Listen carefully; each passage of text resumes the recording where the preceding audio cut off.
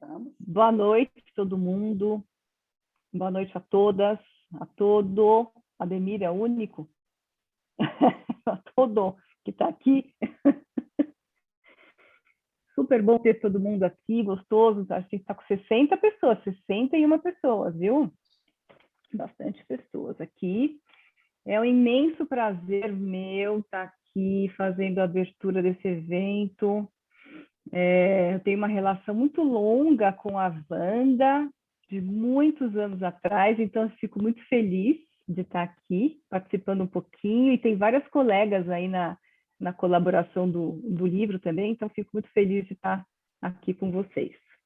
Também é com muita satisfação que a SBPA realiza o lançamento desse livro chamado Desafios à Terapia de Casal e de Família, Olhares Junguianos na Clínica Contemporânea.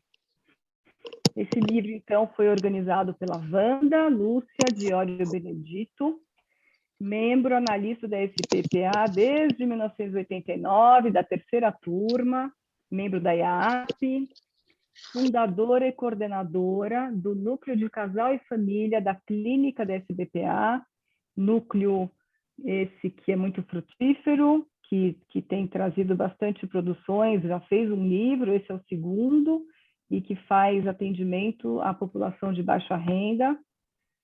Wanda também coordena o curso de terapia de casal, diversidade teórica e prática na abordagem da conjugalidade pelo Instituto Moreno. É autora do livro Amor Conjugal, uma abordagem arquetípica, e organizadora do livro Terapia de Casal e Família na Clínica Junguiana, Teoria e Prática. Então, eu passo a palavra para a Wanda, que vai contar um pouco mais sobre o livro, sobre o núcleo, e está com você.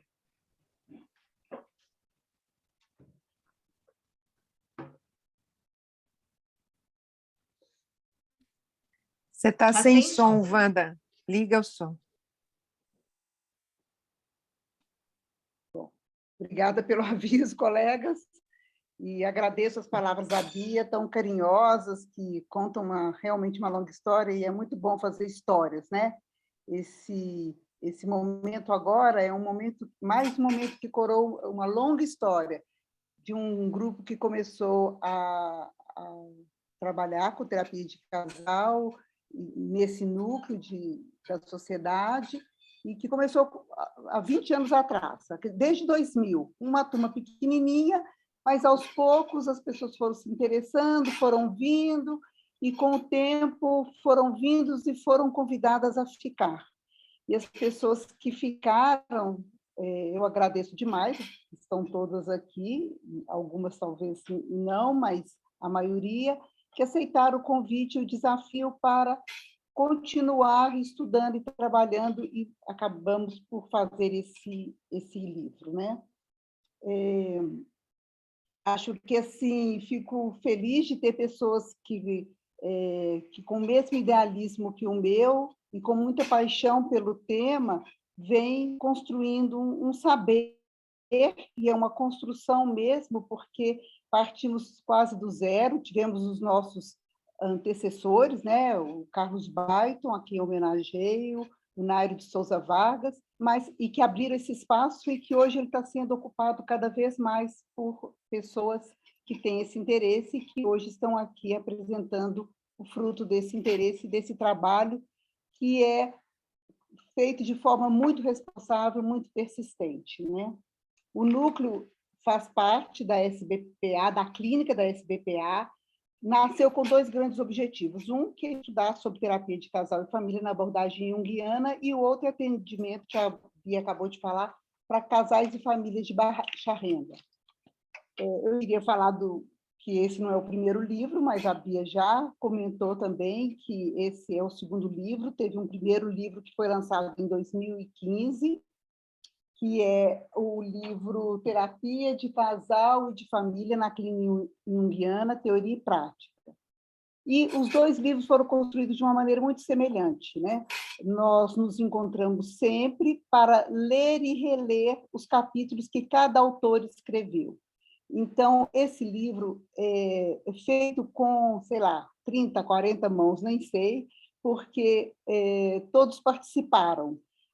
Houve alguns colegas, poucos, que não participaram por motivos pessoais, mas que deram grande colaboração, grande mesmo, e então nós queremos agradecer, né? Eu agradeço em nome de todas, a participação da Maria Beatriz Vidigal, da Irani Agostinho, da Sueli Leandro e da Alessandra Leite.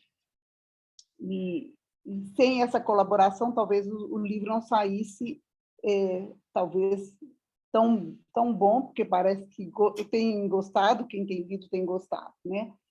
Então, e o grupo acho que produz porque entre nós existe muita cooperação, muito respeito pelas individualidades, pela produção de cada uma, e também por muita afetividade, que acaba contribuindo muito para que a produção seja leve, gostosa, lúdica e amorosa, né?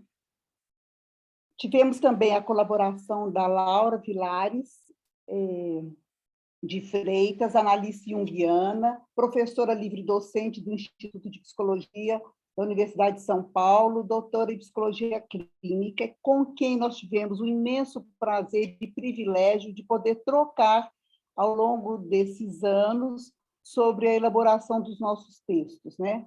E ela está aqui hoje presente porque ela nos deu a honra de fazer o prefácio desse livro, como fez o do outro. Então, também o nosso casamento com a Laura já é de também mais de 10, quase 10 anos, mais de 10 anos, né, Laura? Então, eu agradeço muito a sua presença aqui hoje, de ter aceito o convite para coordenar o evento desse livro. Então, boa noite, Laura. Obrigada pela sua participação e pela colaboração nesse evento, e seja bem-vinda.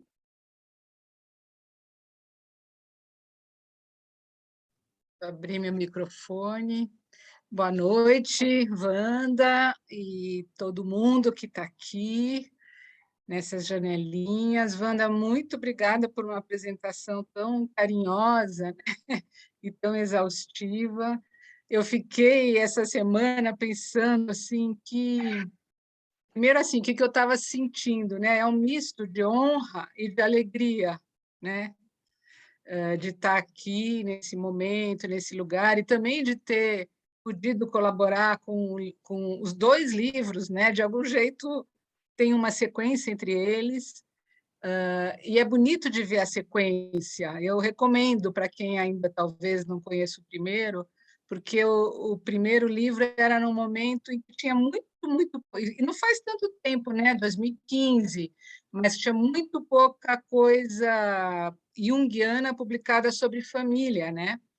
E alguns artigos esparsos, a Wanda levava para os congressos de vez em quando, basicamente, e aí veio o livro, que é um livro geral, né?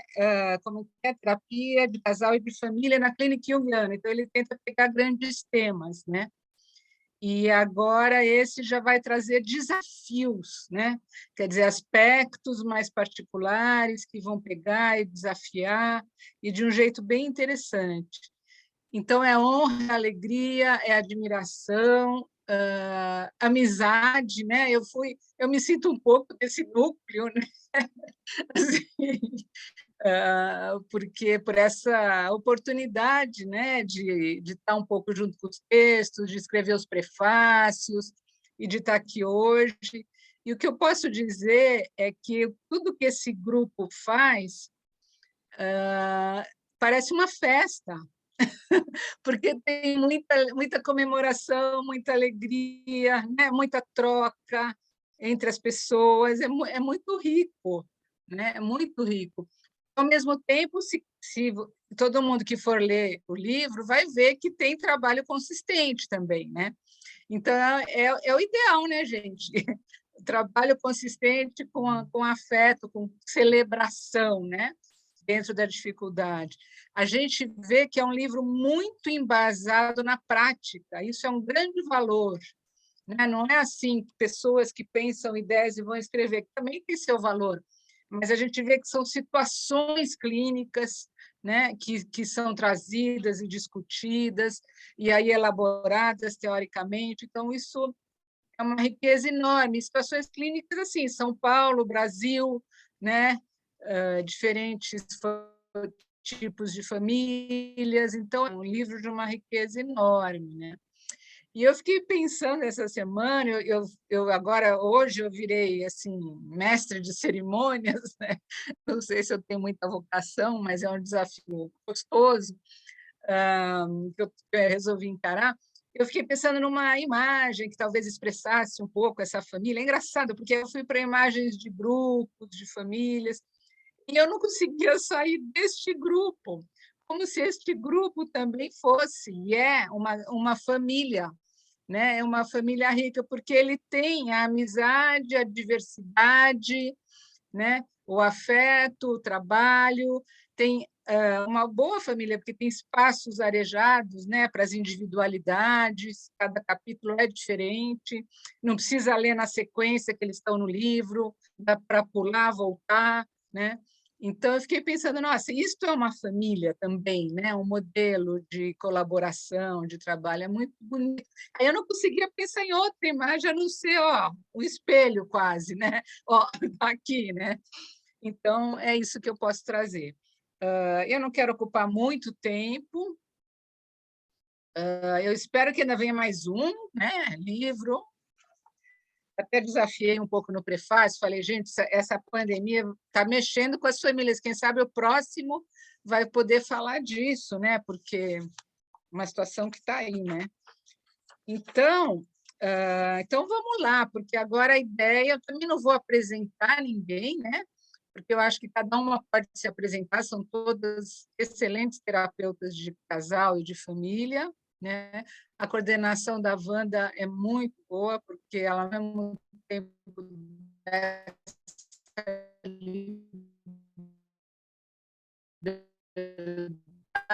livro, então eu vou chamando, né, as pessoas e pedindo para se apresentarem, né?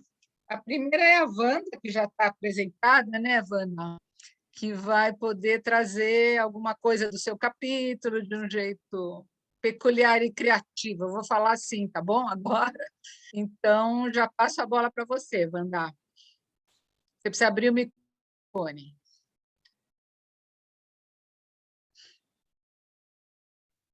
Pronto. É bom que vocês me avisem, porque eu sou distraída. Então, o meu capítulo no livro, né, é a abordagem junguiana e a terapia de casal em direção à individuação do casal. Ele dá início à primeira parte do livro, porque o livro é dividido em duas partes, né? E a primeira é diferentes olhares sobre os relacionamentos amorosos, falando dos encontros e dos desencontros do casal. O texto ele foi construído em torno de um conto que me foi apresentado alguns anos atrás pela colega Terezinha Marcati. Não sei se vocês lembram dela, quem esteve com ela no núcleo, né? Depois ela não permaneceu. Mas a Terezinha ela tinha uma vasta coleção, uma coleção grande, muito conhecimento de muitos contos, em que ela aplicava em várias situações. Então, ela tinha um trabalho clínico com esse método de amplificação simbólica. Então, esse conto, que é o conto do casal silencioso, me foi apresentado por ela, é extraído do livro das Virtudes, antologia de William Bennett, e me permitiu fazer várias correlações com a teoria junguiana e também ter insights com relação à prática da terapia de casal. Então, eu vou ler o conto para vocês, que é a forma adequada para começar a trabalhar com esse conteúdo, conforme nos foi ensinado pela Terezinha. E dessa forma, aqui no Aqui e Agora, nós vamos praticar o método de amplificação simbólica por meio desse conto. E eu vou convidar vocês a ouvir esse conto, tentando vocês se conectarem com possíveis ressonâncias internas que essa história e esse conto pode trazer para vocês. É um conto breve, mas prestem atenção na ressonância. Ao ouvir esse conto, o que vocês se identificam de alguma forma com algum dos personagens e, com isso, vocês poderem também sentirem essa ressonância interna, né? Então, eu vou ler o conto, tá? Também é uma maneira de fazer um pouquinho diferente o lançamento online, né? Trazendo um pouco dessas amplificações. Começando. Era uma vez um jovem que era tido como o sujeito mais obstinado e pertinaz da cidade e uma jovem tida como a mais teimosa. E, é claro, eles deram um jeito de se apaixonar um pelo outro e acabaram se casando. Depois da cerimônia do casamento, ofereceram uma grande festa na residência do casal, que durou o dia inteiro. Quando os amigos e parentes não aguentavam mais comer, começaram a voltar para suas casas. Os noivos estavam exaustos e foram tirando os sapatos, preparando-se para relaxar, quando o marido percebeu que o último convidado havia deixado a porta aberta. Querida, você se importaria de ir até lá para fechar a porta? Está entrando uma corrente de ar, disse. Por que eu deveria ir? Disse ela, bocejando de cansaço. Passei o dia inteiro andando de um lado para o outro e mal acabei de sentar. Vá você. Ah, então é assim que serão as coisas? Retrucou de pronto o marido. Bastou colocar o anel no dedo para você se transformar numa grande preguiçosa. Mas que atrevido! Não faz um dia que estamos casados e você já está me xingando e dando ordens. Eu deveria saber o tipo de marido que você seria. Nhen. Será que você nunca para de resmungar? E será que você não para nunca de reclamar e criticar? Ficaram os dois se entreolhando, irados por bons 5 minutos. Enfim, a noiva teve a ideia. Meu bem, nenhum de nós quer fechar a porta e estamos os dois cansados de ouvir a voz do outro. Propõe, então, um concurso. Aquele que falar primeiro terá que fechar a porta. É a melhor ideia que eu vi hoje, retrucou o marido. Vamos começar já. Acomodaram-se, então, em suas cadeiras e ficaram se olhando em silêncio absoluto. Estavam sentados de frente um para o outro, havia 2 horas, quando 2 ladrões passaram com um carrinho e viram a porta aberta. Esgueiraram-se para dentro da casa, e parecia estar totalmente deserta, e começaram a roubar tudo que conseguiam. Pegaram mesas, cadeiras, arrancaram quadros das paredes, chegaram até a enrolar os tapetes para levar. Mas nenhum dos recém-casados disse uma palavra, nem se mexeu. Não posso acreditar, pensou o marido. Eles vão levar tudo que temos e ela não vai dizer uma palavra sequer. Por que ele não pede socorro, pensou a mulher com seus botões. Será que ele vai ficar sentado ali enquanto eles roubam tudo que desejam? Os ladrões acabaram percebendo o casal calado e imóvel e, achando que eram estátuas de cera, tiraram-lhes as joias, relógios e carteiras. Mas nem marido, nem mulher disse uma palavra sequer. Os ladrões fugiram com o produto do roubo e os recém-casados passaram a noite ali sentados. Quando o dia raiou, um policial passou em frente da casa e, percebendo a porta aberta, meteu a cabeça pelo vão para verificar se estava tudo bem. Mas, é claro, não obteve resposta alguma do casal silencioso. Ora essa, gritou ele. Eu sou um agente da lei. Quem são vocês? Essa casa é sua? O que aconteceu com os móveis? E ainda, sem resposta, preparou-se para acertar um sopapo no homem. Não se atreva, gritou a mulher, levantando-se de um pulo. Ele acaba de se tornar meu marido e, se você encostar um dedo nele, vai ter que se ver comigo. Ganhei, gritou o marido, batendo palmas. Agora vá até lá e feche a porta. Então, desse conto, partindo dele, podemos resumir que encontramos, só para dar um link com o texto do capítulo, né? Podemos identificar na dinâmica de cada personagem a existência de um emaranhado de complexos presentes na conjugalidade. Complexo materno, complexo paterno, ânima e ânimos, a ferida arquetípica da traição e sua não elaboração na manutenção dos complexos, da idealização à destruição do vínculo em decorrência de defesas narcisistas que geram desconfianças mútuas e complementares. e que são traduzidas na luta de poder, na vivência da conjugalidade, como podemos ouvir do conto. O conto, quando relatado aos casais, quer dizer, como uma forma, um método de amplificação durante a terapia de casal, ele facilita que o casal entre em contato com os aspectos sombrios e a persona defensiva presentes nos seus conflitos, só que num clima mais lúdico, retomando a história do relacionamento, o que é bastante importante na terapia de casal. Veja que o conto conta por que eles se escolheram, né, bem no comecinho. Então, todas essas questões e várias outras, além dessas citadas, elas são abordadas no capítulo, trazendo as referências da teoria junguiana como suporte para essa construção teórica e clínica da terapia de casal. Então, espero que esse conto inspire vocês a refletir sobre o conteúdo deles, né? Na vida pessoal, na vida profissional, tá bom? Então, da minha parte, já está apresentado, Laura.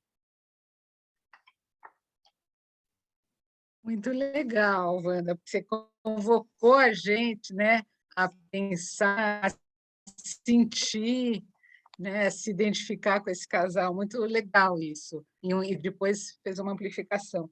Muito bom, né? Então, agora vamos para o capítulo seguinte, que se chama Internet, apenas mais uma esquina na vida. Esse capítulo é uma coautoria entre a Cláudia Nejmi e a Deusa Robles, né? Eu apresento as duas, é isso? Eu tenho um mini bio, é melhor ou não? Ah, não custa, vá? Acho que sim, pode, acho que é É bom. bom, né? É bom.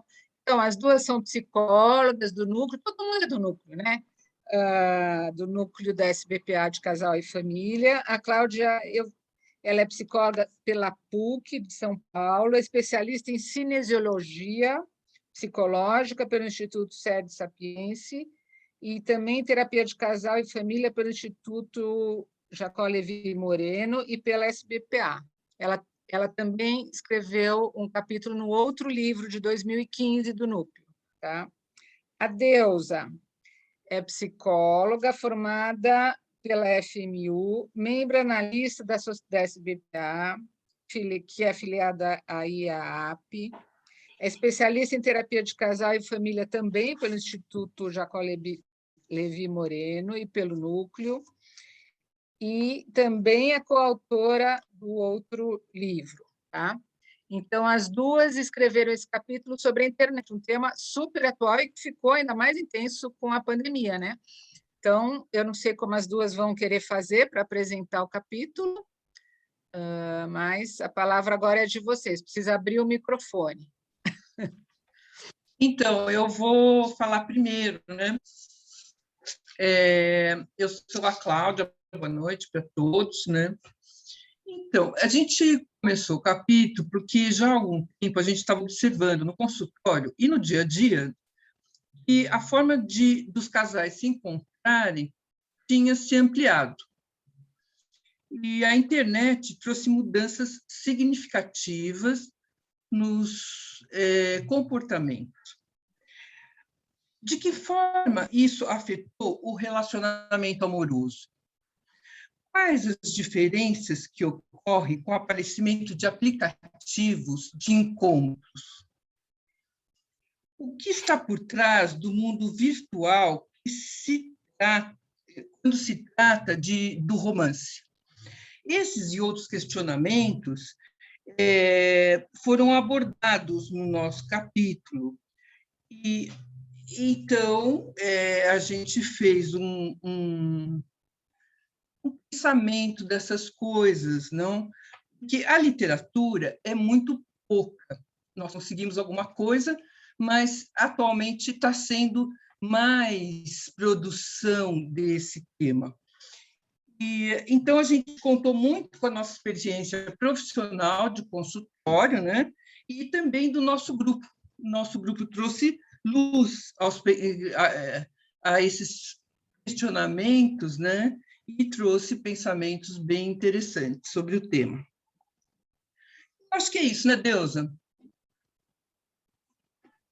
Oi, Cláudia. Então, eu só queria salientar uma outra coisa que me incomodava bastante também no consultório, que é o uso indiscriminado, muitas vezes, dos chamados aplicativos de encontro, ou o não uso, o preconceito mesmo, isso me pegava, que algumas pessoas, principalmente as mais velhas, demonstravam sobre conhecer alguém através da internet, fosse usando aplicativos de encontro ou mesmo Instagram e Facebook. Os mais novos, eles têm o hábito de ir no Insta dos amigos ou no Facebook, pelas fotinhos, entrar e tentar conhecer uma coisa casual para os mais novos. Para os mais velhos, já parece que isso não é uma maneira honrosa de se conhecer alguém, né? Eu lembro quando eu era novinha que tinha agência de casamento, deve ser resquício de uma coisa do tipo. Mas quando a gente, então as pessoas falam, vou pegar um catálogo, escolher, tá, mas quando você vai para uma festa, para um barzinho, né? Quando a gente faz isso, também olhamos e somos vistos e, de certa forma, escolhemos de quem nos aproximar. E pode dar certo. Então, é um match, né? Então, a internet é só uma ferramenta, ela não é nem boa nem má. Tudo depende do uso que a gente vai fazer dessa ferramenta tão versátil. Eu estou explicando isso por conta do título do nosso capítulo. Foi assim que nasceu o título do nosso texto.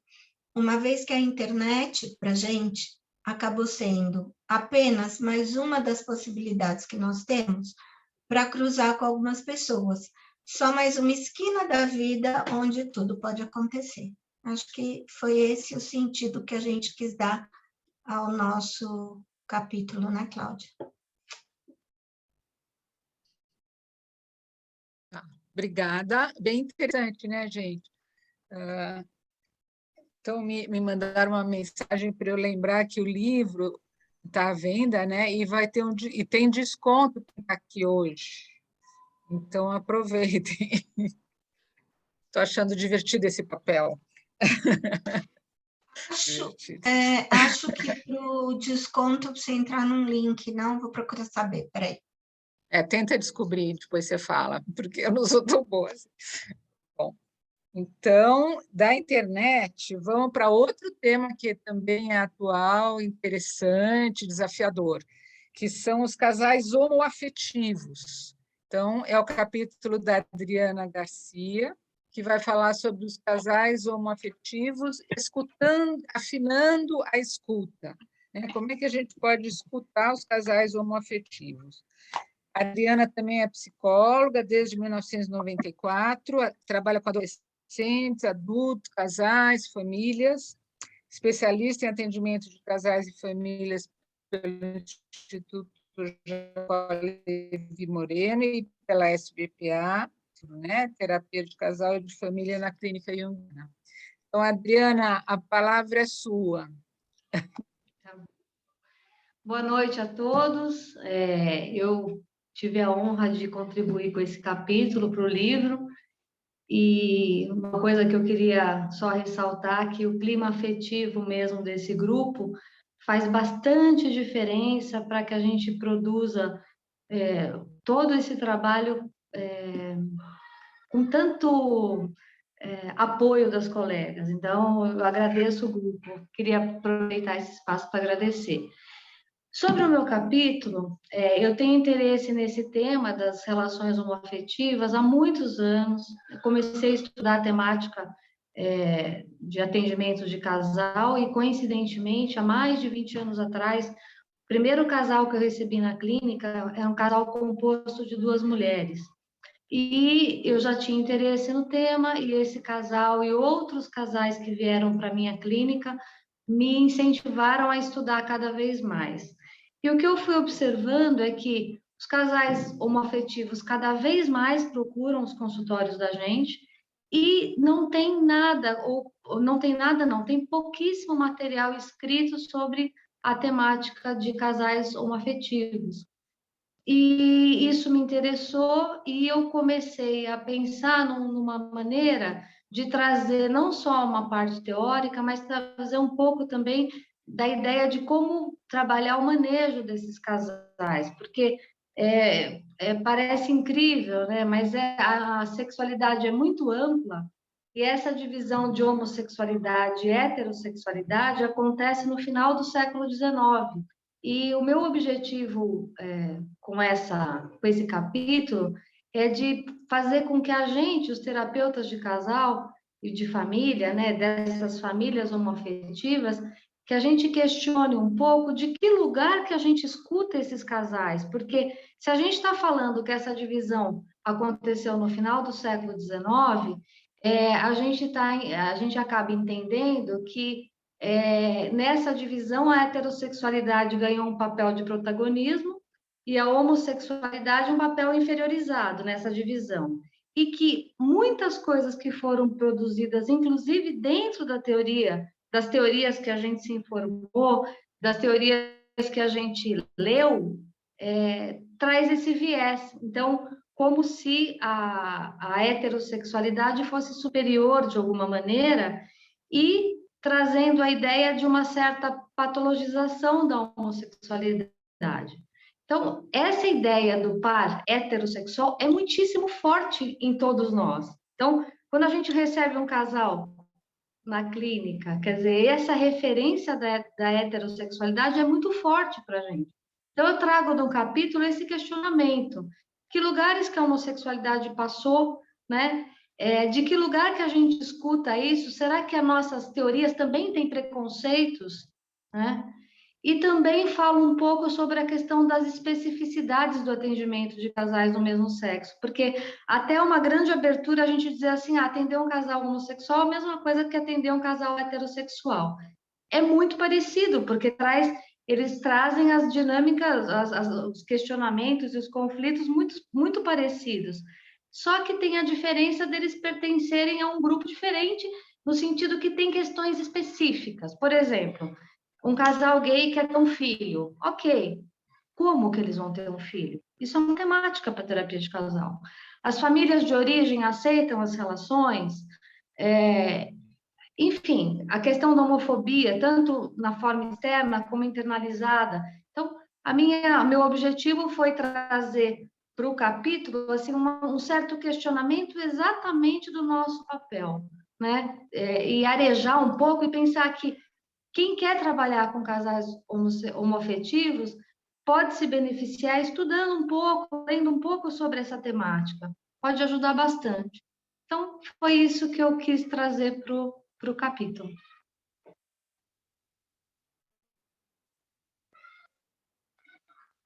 Oi? Adriana, super importante, né? Essa da escuta, que é com que a gente trabalha, mas nesse caso precisa de bastante atenção, né? Mais ainda. Muito legal. Vamos prosseguir. O próximo capítulo é onde podemos nos, entre parênteses, entrar, né? Encontrar e desencontrar. Tem essa dualidade no título e são duas autoras também, né? A Juliana Botelho Keating e a Rosana Kelly Pick, né? A Juliana é psicóloga, direitinho aqui, senão formada pelo Mackenzie, terapeuta de adolescentes, adultos, casais e famílias. Ela também é especialista em cinesiologia e orientação profissional pelo SED Sapiense, é especialista em terapia de casal e família pelo núcleo do PPA. Ela é formada em psicologia simbólica junguiana pelo espaço Carlos Bain. Então, essa é a Juliana, que é uma das autoras. A outra autora é a Rosana Kelly Pick, que também é psicóloga. Ela é formada pela Universidade de São Marcos, terapeuta de adultos, casais e família, na orientação junguiana. É especializada em terapia de casal e família pelo Instituto Jacó Levi Moreno e pela Sociedade Brasileira de Psicologia Analítica. e também em terapia sistêmica de casal e família, pela Coordenadoria Geral de Especialização, Aperfeiçoamento e Extensão da PUC de São Paulo, e é membro do núcleo. Então, nós temos as duas, não sei como é que vocês vão se organizar para apresentar o capítulo, que vai falar do desencontro, né? Onde... Isso.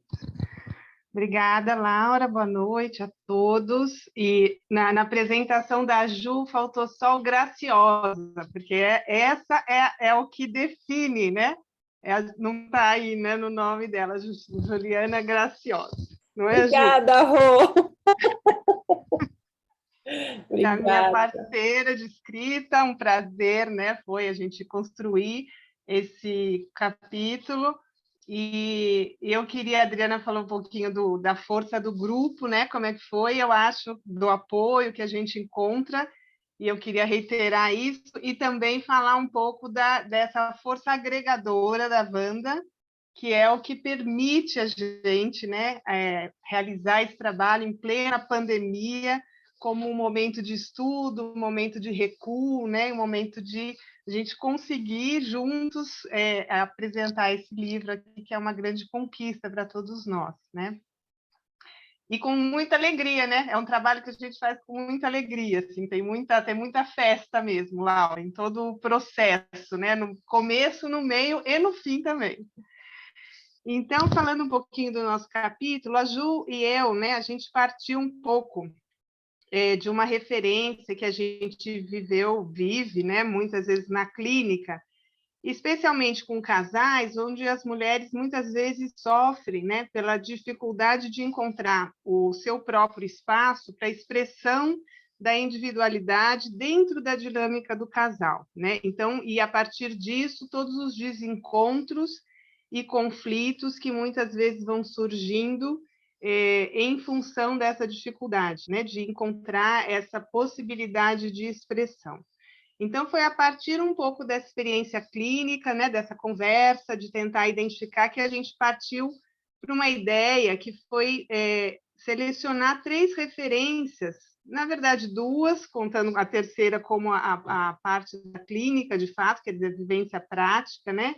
Mas a gente selecionou, então, essas referências para o entendimento desses aspectos complementares da relação. E as nossas referências foi o filme, né, um longa-metragem, que é A Esposa, que é baseado na obra, né, literária também homônima.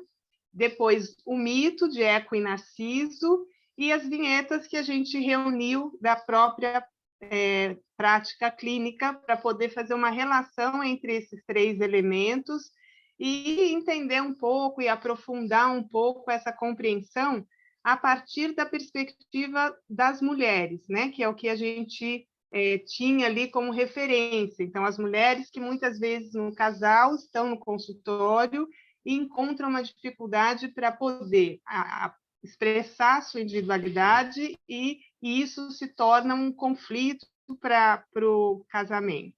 Então, foi a partir da Eco, né, no mito, da Eco e Narciso. No caso do filme, a personagem é John, e no caso da nossa vinheta clínica, sempre a partir da referência da esposa. E aí, através desses elementos, o que a gente foi conseguindo é organizar as histórias e os personagens, e no caso do mito e do filme, esses personagens dramáticos, para nos ajudar um pouco a compreender simbolicamente, né, como é que essas relações se estabelecem e quais são as possibilidades que a gente tem de ir ajudando, como terapeuta de casal, a desfazer esses nós, né? E partir, então, desse desencontro para uma possibilidade de encontro, onde a esposa, ou a mulher, no caso, consiga encontrar, de fato, o seu espaço individual de expressão na conjugalidade, na relação do casal. Acho que foi isso. Ju, quer acrescentar? Isso. Aí, só assim, né, lembrando que a gente escolheu esse referencial a partir da esposa, né? Mas é claro que a gente entende que a dinâmica narcisista, a dinâmica egoísta estão presentes, né, todas as pessoas, sejam homens ou mulheres, né? Homens ou mulheres. A gente escolheu a esposa, né? Mas foi uma eleição, mas, né? enfim, Nós elegemos uma perspectiva, né? Isso. E é isso. É isso. Obrigada, Rô, pela parceria. Foi gostoso. Foi ótimo. Né? Vamos repetir. Obrigada. E também o filme lindo, né? Então, esse comentário da escolha, porque também tem um filme lindo, né? Podem fazer um também sobre o marido, se quiserem, ou sobre outros, né? Tá bom. Gente, caminhando no nosso...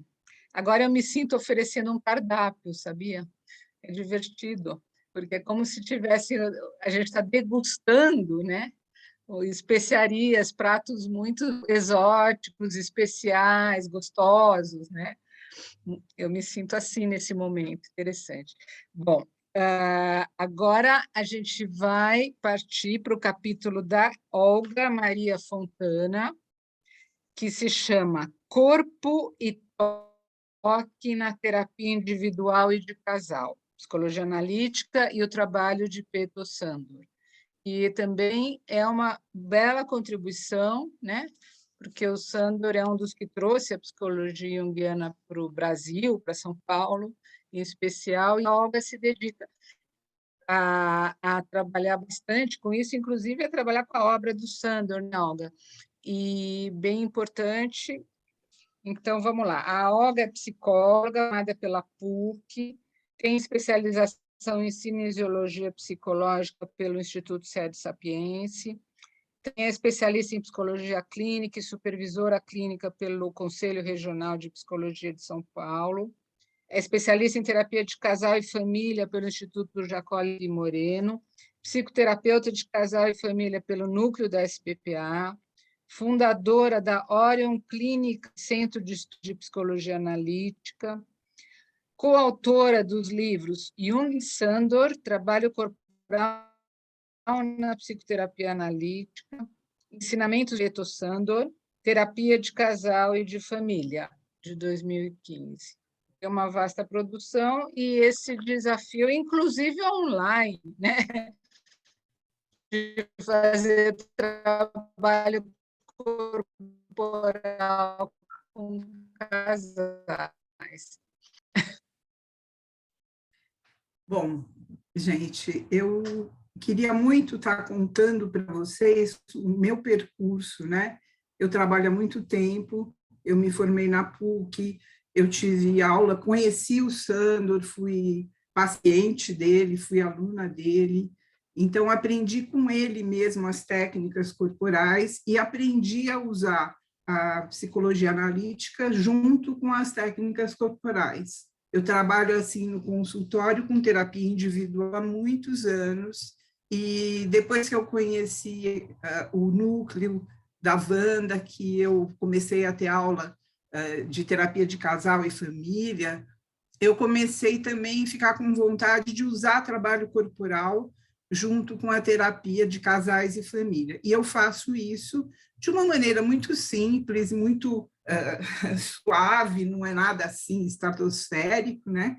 Mas o que eu percebo é que muitas vezes os casais e a família, eles ficam muito no mental e eles se agridem, e eles brigam, ou mesmo, enfim, é uma coisa, o verbal é muito pesado na terapia. E quando eu proponho um trabalho com o corpo, eles são surpreendidos por uma coisa que eles não conhecem, que é ficar em silêncio, observar como é que as coisas acontecem dentro deles e fazer um mero toque simples, nada complicado, aonde um toca o outro de uma maneira sutil e depois eu peço as observações deles a respeito.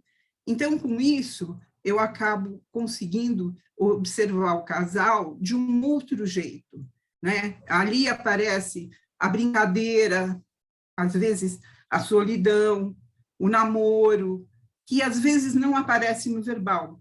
E eles mesmos se surpreendem com isso. Então, eu quis contar essa história foi isso que eu tentei fazer no capítulo, e fiquei contente de poder partilhar isso e, quem sabe, ter mais pessoas que queiram trabalhar desse jeito, que eu acho que é bem legal. Acho que é isso. Obrigada, Olga. Uma bela contribuição também, né? Importante. Eu fico com saudades também. Eu também fiz formação com o Sandor, né? Com você eu retomo umas coisas. Muito legal. Bom, vamos prosseguir. Agora a gente volta para a questão da tecnologia, né? Tem um capítulo que se chama O Impacto da Tecnologia no Contexto do Casal e da Família. E quem escreveu foi a Andréa Castiel. Eu não estou vendo a Andréa aqui, mas ela deve estar, né? Tem uma opção de gente. Não está? Estou aqui. Hã? Estou aqui. Ah, oi, apareceu aqui para mim. Então, a Andréa é psicóloga, especializada em terapia analítica pelo Instituto Centro, pela PUC de São Paulo, e em psicologia simbólica junguiana e técnicas expressivas pela SBPA. É membro do Núcleo de Casal e Família da SBPA, é mediadora e conciliadora pelo Centro Mediar e Conciliar, é pedagoga pela PUC de São Paulo, é atriz pelo Teatro Escola Macunaíma e é formada em dança pela Laban Art de São Paulo. E, com tudo isso, ela escreve sobre a tecnologia, o impacto da tecnologia. Andréia, a palavra é sua. Bom, boa noite, Laura, Wanda, boa noite todo mundo. Foi um prazer estar aqui com vocês nesse livro. E eu queria falar um pouquinho o que me moveu a escrever esse capítulo, né? Num primeiro momento, o que me fez pensar nesse tema foi o incômodo de ver os meus filhos tão conectados na internet. Principalmente a minha filha, que tem 13 anos. Então, às vezes, eu saio no fim de semana e ela não quer sair, ela está lá no sofá, plugada no TikTok. E eu saio, faço as minhas coisas, quando eu volto, ela está lá, na mesma posição, no mesmo sofá, no mesmo TikTok. E isso, né, para mim, começou a me incomodar. E, ao mesmo tempo, no consultório, começou a chegar cada vez mais casos de pessoas de diferentes idades com queixas relacionadas ao uso constante de tecnologia. Em especial, eu tive um paciente que tem adição tecnológica e ele sofria muito, né, por estar se sentindo tão aprisionado a isso. E a total falta de autocontrole, né? Mesmo sabendo de todos os malefícios que a tecnologia estava causando nele e afetando não só ele, como toda a família. E, na época, a noiva que sugeriu, né, deles fazerem terapia de casal, e aí, no final, eles se separaram, né? Porque ela falou, não quero morrer junto com ele nessa tecnologia. Eles se separaram, hoje ele está medicado e segue em atendimento individual. E foi a partir desses questionamentos que eu comecei a minha pesquisa, descobri bibliografias muito interessantes sobre esse assunto, apesar de ter pouco ainda. E eu me deparei com uma que para mim é a preciosidade, que é um texto do Jung, que eu acabei incluindo no capítulo, porque me parece que ele nunca tinha sido publicado antes no Brasil. E o texto fala, né, sobre o quanto Jung não tinha intimidade e nem gostava de tecnologia, e sobre a relação do homem, da tecnologia e o efeito na psique. E aí outras coisas foram me chamando a atenção, né? O número crescente de famílias que foram buscando terapia, por não saber como lidar com os filhos adolescentes que estavam cada vez mais ansiosos pela demanda crescente, né, de um ideal de vida perfeita que só existe nas redes sociais, né? Durante o capítulo, obviamente, eu falo do lado positivo, né, porque tem muita coisa positiva, mas eu queria trazer luz para essas questões. E, além dessas questões, né, eu continuei a me questionar, mas por que será que esse assunto me incomoda tanto? Né? Me parecia que nada estava suficientemente respondido. E aí eu entendi que o corpo, né, o movimento e o gesto, eles são fundamentais para mim, né? E eles estiveram e sempre estiveram muito presentes na minha vida e continua. Eu fui dançarina, eu fui atriz, eu fui professora de preparação corporal em construção de personagens de peças teatrais durante muitos anos, aliás, 30 anos. E a ideia, né, das pessoas estarem se comunicando e se expressando só através de apenas 2 polegares me causa um desconforto profundo. Então, eu vejo, né, as pessoas se afastando cada vez mais do próprio corpo, né, esquecendo dele e, às vezes, lembrando quando o corpo adoece fisicamente, né, com as artrites, dores de lombar, e, às vezes, também se lembram do próprio corpo quando ele adoece psiquicamente. Então, eu acho que essa é a abordagem que eu trago nesse texto. E depois, quando eu termino, eu acho que eu consegui acalmar um pouco. E hoje os meus filhos São não estão 21 tão horas. grudados. Eu acho que essa é a minha contribuição. Legal, Andréia, uma contribuição importante também, né? Porque é um tema que está aí, né? E a pandemia veio em cima, né, dessa questão da tecnologia, mais ainda, né? Muito interessante. Eu sempre fico com a imagem do Jung, que tem naqueles filmes que eram, acho que 8 milímetros, achando lenha, né? Construindo aquela casa com as próprias mãos, né? Essa coisa do corpo presente, né? É tão importante a gente manter isso, né? Embora a gente use a tecnologia a nosso favor também, né? Obrigada, Andréia. Obrigada, Laura. Bom, vamos continuar. Laura, Fala, Deus, eu sabia que eu queria falar. Estava louca para falar. Desculpa interromper. No chat já está o cupom de desconto, o link, tudo bonitinho. Tá. No chat aqui. Então, quem quiser comprar o livro para degustar com mais calma cada capítulo, tem no chat a dica do desconto, né? Legal, Deusa. Bom, agora a gente vai para o capítulo da Lilian Janete Stefano, que ele vai para nós completar essa primeira parte do livro, né? Que está falando de diferentes olhares sobre os relacionamentos amorosos, encontros, desencontros, diferentes temas. A segunda parte vai falar um pouco numa perspectiva de desenvolvimento, né? Então, da Lilian vai completar essa primeira parte. Ele se chama Na Conjugalidade, Renascimento e Transformação no século XXI. Né? Um tema antiquíssimo, sexo, e, ao mesmo tempo, no século XXI. Né? Vamos ver. A Lilian é psicóloga também, formada pelo Instituto Unificado Paulista, com especialização em terapia de casal e família, pelo mesmo instituto, especialista em psicologia clínica pelo Conselho Regional de Psicologia de São Paulo, terapia de casal e família pelo Núcleo de Terapia de Casal e Família da SPA.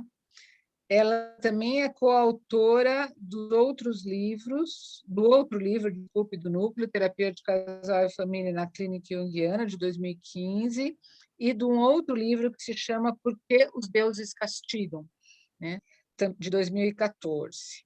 Então, Lilian, com você a palavra. Boa noite, é um prazer estar com vocês. Não vou ser repetitiva dizendo que estar nesse grupo é fantástico, agregador e tudo mais, porque isso já foi dito, tá? Então, vou falar diretamente do capítulo. O que me motivou a pensar sobre sexualidade, né? Apesar de eu não ser uma especialista em terapia sexual, né, a procura dos casais com essa temática tem sido, assim, assombrosa no sentido de grande. E aí eu comecei a me questionar o que isso queria dizer, porque o que me intrigava é que, assim, a grande maioria dos casais vinham com a queixa de falta de desejo sexual, mas eles se apresentavam com amorosidade, como cúmplices, ótimos companheiros, e mesmo assim a atração sexual deixou de existir.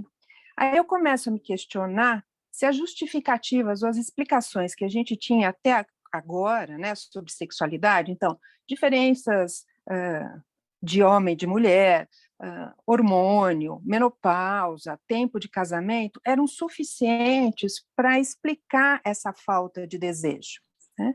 E aí eu comecei a pesquisar muito, fui lá para trás, como a Laura disse, isso vem lá dos primórdios, né? Assim, e eu fui observando que foram se agregando coisas. Inicialmente era só uma relação animal, né, dos animais ali. O tubarão é o primeiro animal que copula, né? Bom, e aí foi indo o desenvolvimento até que o ser humano, né, o homem, ele traz o amor para a relação afetiva, para a relação sexual, e isso transforma o sexo. Aí eu fiquei pensando, nós estamos em pleno século XXI, pandemia e tudo mais, né? Será que é isso? É só isso? Ou será que nesse momento existe mais algum agregador que a gente não está conseguindo entender o que é? E aí fiquei pensando que faltava uma peça nesse quebra-cabeça, né? Se a gente parar para pensar, hoje a gente tem a reprodução assistida, FIV, engenharia genética, e a gente continua entendendo o sexo da mesma forma? Quer dizer, tudo no mundo mudou, menos o nosso entendimento do sexo? E aí eu fui pesquisando, observando, né? E durante um atendimento em especial, um dos casais me mobilizou muito, com o sofrimento que eles vivenciavam e com a falta de conexão sexual.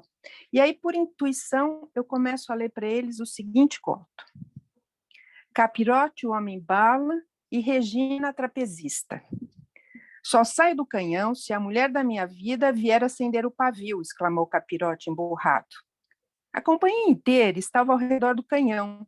Já haviam acendido várias vezes o pavio e nada. Capirote se segurava nas paredes do canhão e não havia maneira de fazê-lo sair disparado. Capirote, se você não sair daí, nunca vai encontrar sua metade da laranja, disseram a ele. Tanto faz. Eu disse que não vou sair, então não vou sair, respondeu taxativo. E foi a última coisa que disse. Depois de quase um mês, com o Capirote lá dentro, Madame Amulete, a vidente, resolveu mostrar a ele a mulher da sua vida na bola de cristal. Colocou-a na boca do canhão e Capirote ficou de queixo caído ao vê-la. Era bela, um anjinho, um querubim, um rouxinol celestial. E, no fim das contas, era Regina, a trapezista, balançando em seu trapézio do lado oposto da bola de cristal transparente. Claro, era tudo mágico. Capirote acabou se apaixonando por ela. E olha que é preciso dizer que ele nunca tinha tido o menor interesse por ela. Regina, a trapezista, tinha um problema de vertigem. Não vertigem de altura, como muita gente tem, mas a vertigem do chão. Por isso, decidiu ser trapezista, para estar sempre rente ao céu e nunca ter que descer à terra. Regina viu o topo da cabeça do circo e sonhava com uma vida no mesmo nível que eles. Sonhava poder sussurrar coisas bonitas ao pé do ouvido de alguém, e não precisar estar sempre gritando para ser ouvida. E, claro, ninguém da companhia se atrevia a subir tão alto. Ninguém, exceto o Capirote, o homem-bala. Mas ele sempre passava voando ao seu lado, com tanta pressa. Não dava nem um oi, nem um simples olhar, nem um triste adeus. E ainda por cima, aquele tonto estava há um mês entrincheirado dentro do canhão. Uma noite, enquanto o resto da companhia dormia, ela escutou algo. No começo era um sussurro melódico, quase inaudível, mas depois foi aumentando em intensidade. Aquele cântico continuou o dia todo, E Regina, intrigada, perguntou às pessoas da companhia de onde vinha aquela voz. Mas ninguém soube dizer, porque ninguém, a não ser ela, a ouvia. Ficou investigando a procedência daquela cantiga e descobriu que a ouvia apenas em um ponto muito específico, em frente ao canhão de Capirote. Lá dentro, o Homem-Bala cantava para ela canções quase esquecidas, que saíam disparadas do canhão e colidiam com o mais profundo da alma de Regina. Capirote, clamou Regina, suba aqui, se lance para cá. O Homem-Bala demorou um tempo, mas no fim resolveu responder. Não consigo, preciso que alguém acenda o meu pavio. E queria que fosse você. Não posso descer, tenho vertigem, Regina disse quase para si mesma. Da noite para o dia, Capirote, enfim, concordou em sair de seu canhão. E com mais vontade de voar do que nunca, a companhia inteira estranhou ele ter saído sem que a mulher de sua vida tivesse acendido o pavio, como exigia. Mas, por via das dúvidas, todo mundo achou melhor não perguntar nada. O número do Homem-Bala foi então retomado, após o protagonista ter passado mais de um mês dentro do canhão. Naquela noite, a expectativa era enorme, pois haviam pendurado cartazes por todo o povoado anunciando o referido evento. Como sempre, Bambino foi encarregado de acender o pavio. O Homem-Bala voltou a receber os aplausos de seu público, tudo voltava como antes. O que ninguém sabia era que Capirote e Regina tinham começado um idílio amoroso, que se limitava a um encontro diário, um encontro que durava décimos de segundo, mas era o tempo suficiente durante seu número para Capirote passar voando ao lado dela, os dois se beijarem rapidamente e Regina colocar um bilhetinho entre a bochecha e a correia do capacete do amado. No resto do tempo, alimentavam o desejo lembrando aquele instante. Viveram assim por muito tempo, sempre sigilosos nesse namoro a conta-gotas, até que Capirote, enfim, com paciência e dedicação, aprendeu a acender, sem precisar da ajuda de ninguém, o pavio de seu canhão. Depois dessa leitura, eu pedi para o casal ficar em silêncio e a gente só retomar na sessão seguinte.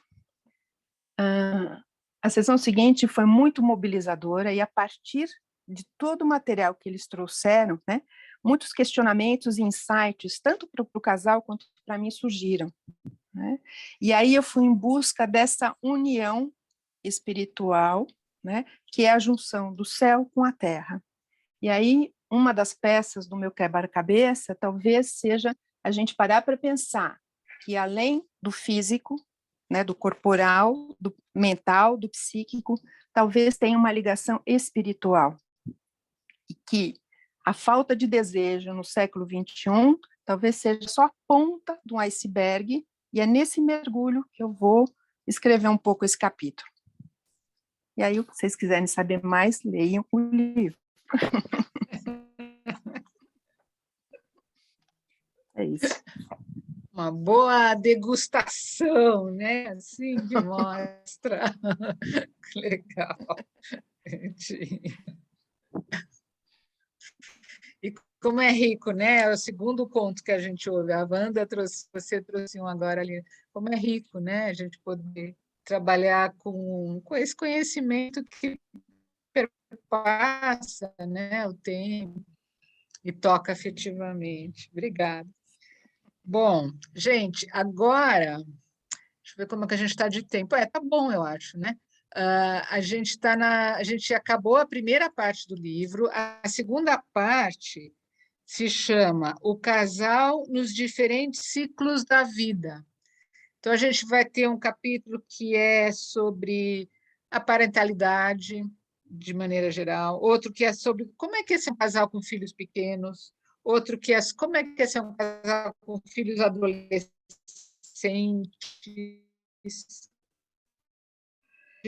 e o outro é sobre o casal enlutado. Então, nós vamos agora percorrer um pouquinho a nossa degustação desses capítulos. Tá?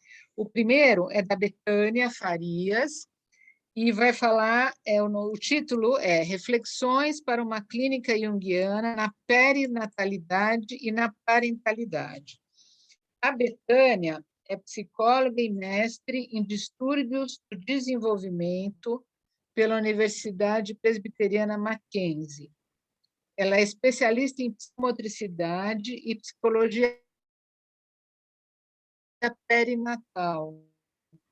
É psicoterapeuta de casal e família e é psicoterapeuta de casal pelo Instituto Jacó Levi Moreno. É membro dos núcleos de casal e família e do núcleo de estudos sobre desenvolvimento humano da SPPA. Ela atende em consultório, ela leciona e ela escreve livros infantis. Então, Betânia, a palavra agora é sua. Oi. Então, boa noite, Laura, e todos os queridos que estão aqui, queridas. Também não vou só ressaltar as qualidades desse grupo que já foram tão faladas e são tão importantes para todas nós. E vou contar um pouco, porque o título do meu capítulo diz bem, são reflexões, né?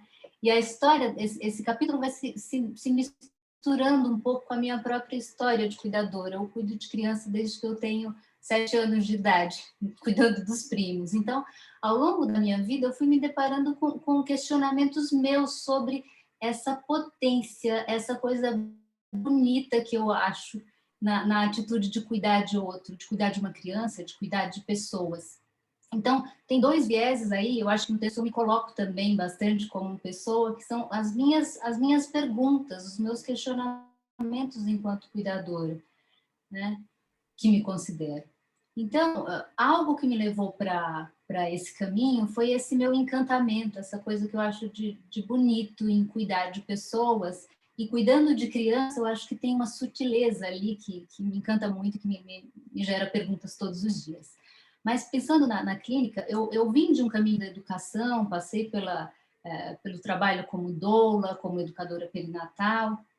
E quando eu cheguei na clínica, que esse trabalho veio junto comigo, eu me perguntava muito o que é isso que tem aqui? Por que essas pessoas me chamam para participar de um momento que é tão íntimo, que é tão bonito, e que às vezes dá até um certo receio de tocar, porque tem uma coisa grandiosa ali, ou pelo menos eu via. É tão especial o momento de receber um bebê, mas estou eu lá com essas pessoas pensando, como eu vinha muito dessa prática, né, de cuidar, de trocar, de ajudar com essas coisas, também de uma participação forte, corporal ali, e eu pensava, qual é o meu lugar aqui, né? O que eu estou fazendo no meio desse momento tão bonito das pessoas? Isso foi me levando para outras perguntas muito profundas, né? Como que a chegada de um bebê vai trazendo questionamentos para as famílias, né? Para as pessoas que estão ali como cuidadores principais e para as famílias como um todo, como que tudo isso vai se transformando. E na minha formação, uma coisa muito importante é que eu não achava tanto referencial junguiano nisso, né? Eu fui mais pela psicanálise e por outros cursos de doula, enfim. E quando eu encontrei um espaço onde eu pudesse pensar isso, pensar a partir dos casos que eu atendia, pensar com as pessoas num grupo e pensar numa linha teórica que faz tanto sentido para mim e que me ajuda a ver muito mais do que corpos interagindo, né? É muito corporal essa coisa de ter um bebê, de cuidar de um bebê, e às vezes até no atendimento tem essa coisa do bebê estar junto, é muito corporal, mas ao mesmo tempo é tão simbólico, tão rico, e aí eu acho que o título do meu capítulo fala muito que são reflexões mesmo, né? Eu também optei nesse capítulo, apesar de nos últimos anos ter estudado muito neurociências e toda essa riqueza que vem trazendo esses conhecimentos novos do ponto de vista do desenvolvimento do bebê e da inter-relação, mas eu optei nesse capítulo por falar a partir de autores mais clássicos, né, junguianos, porque para mim eu vou transitando entre esse lugar de um corpo que está chegando aqui nesse mundo, sendo cuidado por outras pessoas que possivelmente já têm um desenvolvimento melhor, e sou eu ali no meio de tudo isso, cheia de perguntas, com uma vontade enorme de participar e de auxiliar positivamente nisso, e descobrindo também que a gente não tem respostas, né, para todas as coisas. Então, aprender a se perguntar junto com essas famílias, eu acho que é um caminho muito importante para ir desconstruindo, inclusive modelos de família que a gente já tem tão enraizado, né? Então, eu acho que é um pouco disso que eu faço nesse capítulo, misturando um pouco do que são as minhas perguntas, as minhas inquietações, com a tentativa de auxiliar os casais a serem os melhores cuidadores possíveis para o seu bebê, inaugurar talvez um momento de estar no mundo positivo para eles mesmos e para alguém que acaba de chegar por aqui. E cada vez mais eu me encantando com essa coisa de estudar, de entender na perspectiva junguiana essa questão da parentalidade, da perinatalidade, e de continuar com essas pessoas fazendo a clínica do cuidado amoroso, afetivo. Acho que é isso. É um sinal de super maturidade levantar questões, né? Poder levantar questões e trazer reflexões. Eu acho que tem essa riqueza, né, no seu capítulo, para não falar do tema, né, da complexidade do momento, né? Muito legal. Betânia. Bom, então vamos para o próximo, que é o casal com filhos pequenos. Como não se tornar cativo? Como é difícil, né, quando a gente está com filhos pequenos e tudo gira ao redor deles, né, da rotina e de tudo. Então, esse capítulo vai falar sobre isso. Esse capítulo ele é escrito a 6 mãos, né? Então, a gente tem 3 coautoras para tirar a gente desse risco de se tornar cativo, né? Então, é a Deusa, que já foi apresentada. Quer que eu apresente de novo, Deusa? Não precisa, né? A Deusa, a Isabel Cristina Ramos de Araújo, a Bel, que precisa apresentar, e a Maria Silvia Costa Pessoa, que precisa apresentar, né? Então, eu vou apresentar a Bel e depois a Silvia. Então, a Isabel Cristina de Ramos Araújo é psicóloga, formada pela Faculdade Paulistana, membro analista da SBPA, que é afiliada à IAP, é especialista em terapia de casal e família pelo Instituto Jacó Levi Moreno e pelo Núcleo de Casal e Família da SBPA. E ela tem a Special Play. Ela é coautora do livro Terapia de Casal e de Família sobre a clínica junguiana de 2015. A Bel. A Silvia é psicóloga, é doutora em psicologia clínica pela PUC de São Paulo, é analista, membro da SBPA, é terapeuta de casal e família, ela é terapeuta MDR e ela é coordenadora do núcleo Criarte da SBPA. Esse núcleo é Criarte, Morte, Luto e Criatividade. Ela é autora do livro Os Sonhos na Terapia Junguiana de Casal, um modelo de análise. É coautora do livro Terapia de Casal e de Família na Clínica Junguiana. Então, e elas 3 então, vão nos falar como é que é lidar com um casal que está com filhos pequenos, né? Então, eu não sei como vocês se organizaram, as 3. Eu começo falando. A Bel, né? Tá. Então, bom, todo mundo já falou, né, do grupo, quanto é muito gostoso estar aqui. A Wanda, minha parceira de muitos anos, eu só tenho gratidão, né, mesmo. Ela é uma pessoa muito especial na contribuição, né, para o meu desenvolvimento profissional, pessoal, e você também, né, Laura? Você também é. Então, eu sou grata a vocês, grata às colegas, às amigas que estão aqui, né? Então, eu queria aproveitar esse momento. Esse capítulo surgiu, na verdade, mais no momento em que, quando a Wanda estava fechando, organizando e percebeu que faltava falar a respeito, né? Já estava aí quase pronto, de casal com filhos pequenos. E aí a Deusa, a Silvia e eu nos propomos a desenvolver esse tema, além da especialização, né, que nós temos. Eu também trabalho, né, tenho experiência de atendimento com crianças. Então, nós fomos pensar a respeito desses pais, né, ou seja, destes casais, nas nossas clínicas, né? O quanto para eles é difícil, né? Porque é um momento onde tem muita demanda, tem uma complexidade, né? E muitas vezes eles ficam tomados pela rotina, pelo caos, enfim, né? Que demanda mesmo. Nesse período de crianças pequenas, com escola, com as emoções que surgem e tudo, né? E toda a problemática. E as emoções e questões deles, né? Como indivíduos, como casal, como pais. E o espaço do casal, onde está? Se eles, eu acho que aí é o nosso papel como terapeutas da terapia, vem contribuir com eles, né? Para estar pensando, refletindo, como mesmo disse aí a Betânia, a importância de estar refletindo, né? E poder ter um espaço para poder encontrar saídas, né? E ainda mais nesses 2 últimos anos com a pandemia. Então, já é difícil. Com a pandemia, isso só intensificou todas as dificuldades, complexidades, né? Então, acho que a terapia, enfim, eles estarem nesse espaço, é poder pensar mais distante, né? Não estando ali naquele mundo, naquele caos que ocasionou mesmo agora aí a pandemia, né? Então, a gente pensou, o capítulo vai falando sobre isso, e nós vamos fazendo aí uma costura com os autores, e principalmente o Jung, com a teoria, né?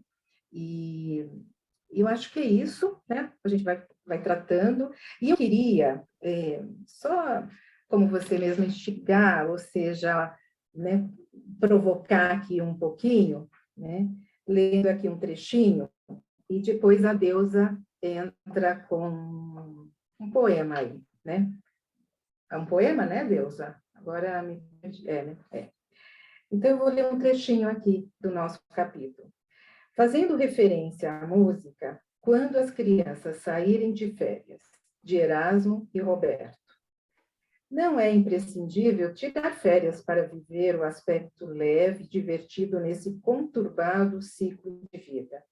As férias não precisam ser vividas como dicotomia do dia a dia, mas como uma continuidade desses momentos, poder ser mais, né? E assim, a gente poder também dizer para eles, né? Isto vai passar.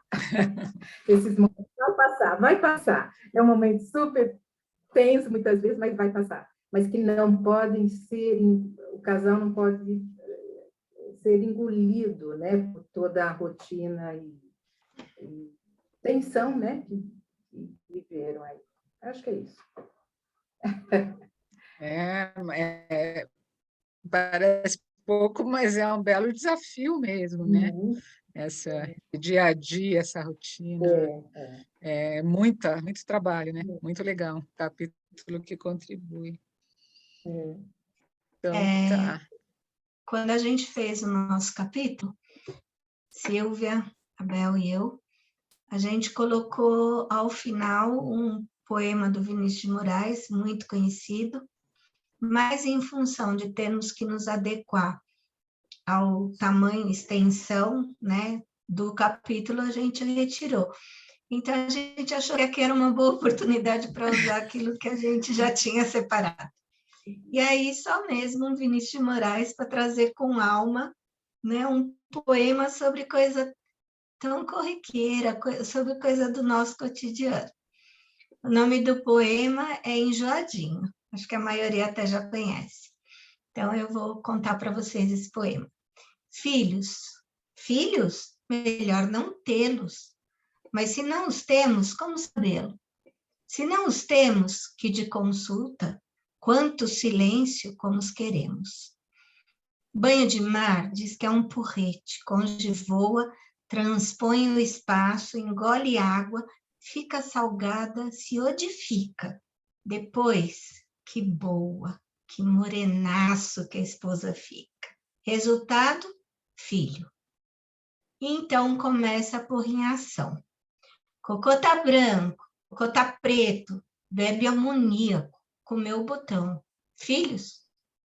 Filhos, melhor não tê-los.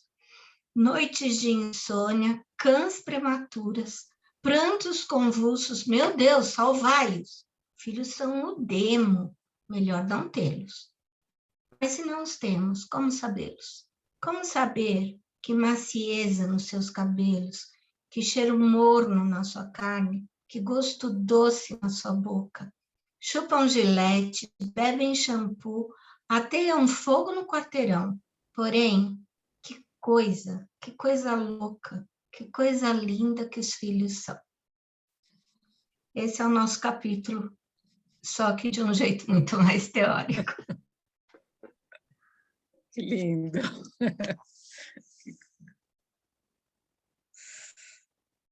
Cada deusa. Muito bonito. Silvia não vai falar agora, né? Tá bom. Então, alimentados até pelo poema também, né?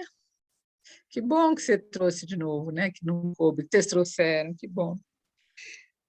O próximo capítulo é da Luciana Blumenthal,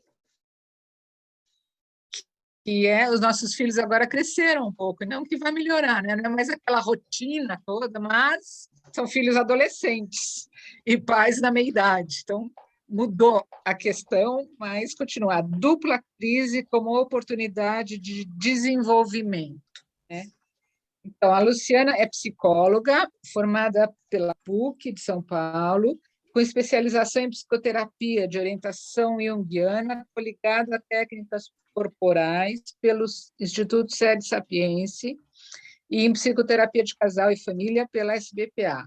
Atende crianças, adolescentes, adultos, casais e famílias, realizando psicodiagnóstico, psicoterapia, orientação vocacional e orientação de pais. E ela é membro do núcleo de casal e família da SBPA e da Elipse Clínica Multidisciplinar. Então, Luciana. Olá, gente, boa noite a todos. Tudo bem, Laura? Obrigada. Tudo bom. Queria agradecer também, bem rapidamente, a todo mundo do núcleo e a tudo que ele tem feito por mim e pelo meu aprofundamento do olhar, tanto nos meus atendimentos de casais e famílias, quanto no atendimento individual, porque esse olhar em que as pessoas se veem sozinhas e também conectadas é um olhar sempre enriquecedor, né? E ainda no clima do lindo poema lido pela deusa, né, como além de psicóloga, mãe de 3 filhos, digo para vocês que continua difícil com a entrada da adolescência, porém, a minha ideia nesse capítulo é enfatizar o conflito como uma oportunidade de trazer o desenvolvimento para o casal, para a família como um todo e para cada um dos indivíduos que são membros dessa família. Então, eu acho que a gente já leu e já ouviu falar e já tem uma vasta literatura, né, sobre pais com filhos adolescentes e sobre a adolescência em si, até por ser um tema extremamente desafiador. E qual é o desafio? Os filhos adolescentes provocam uma grande transformação nos pais. Naquele momento, eles são obrigados a olhar para a própria história, para a própria adolescência, para a própria juventude, e para eles hoje. Quem sou eu hoje? Quem fui eu? Que aspectos eu vivi? Que aspectos eu deixei de viver? Onde está a minha sombra?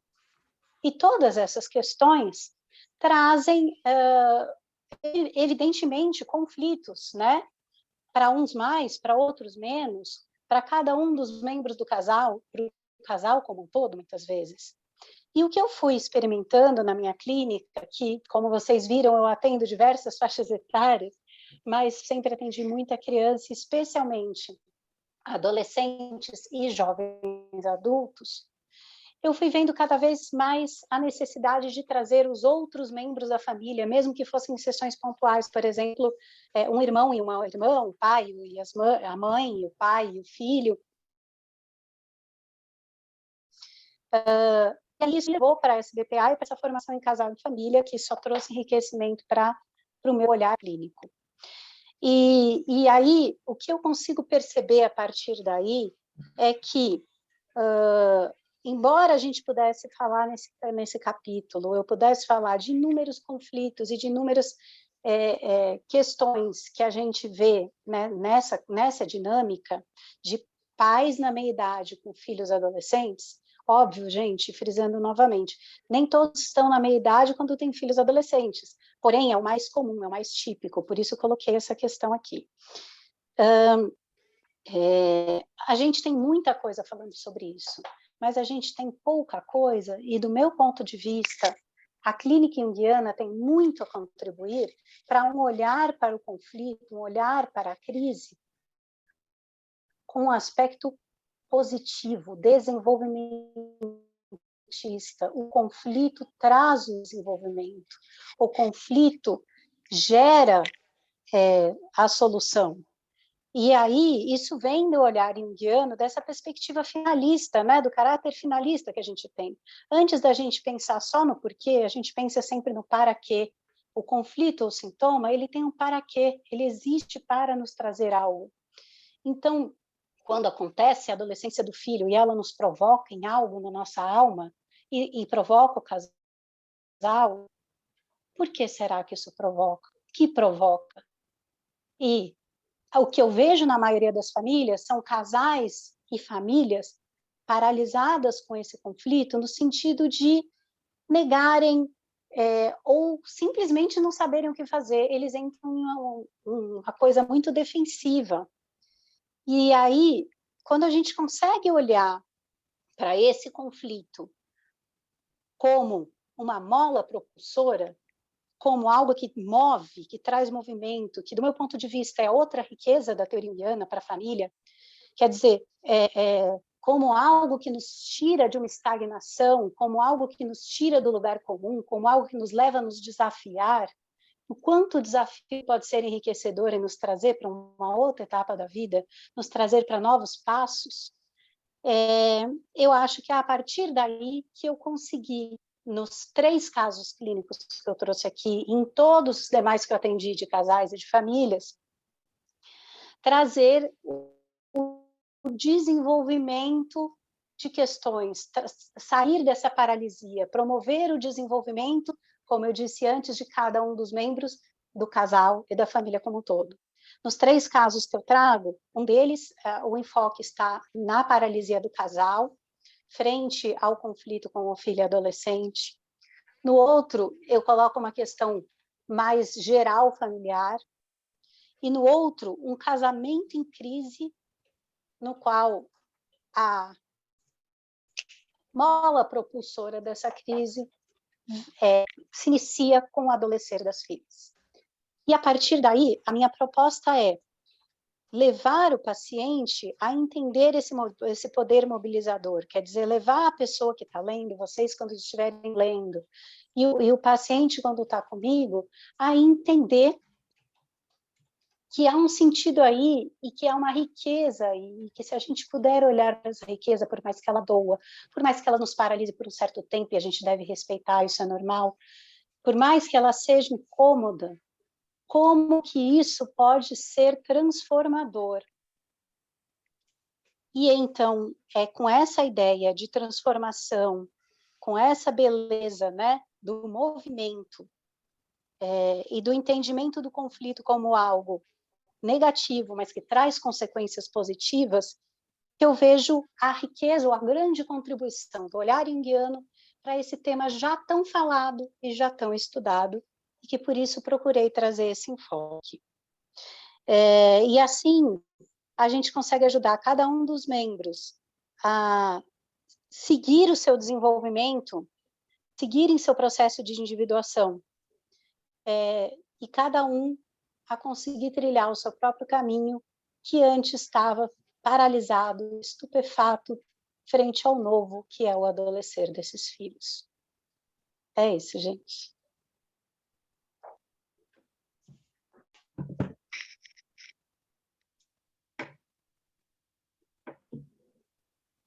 Agora fui eu que esqueci de abrir o microfone. Obrigada, Lu. É um baita tema, né? Adolescência e tudo.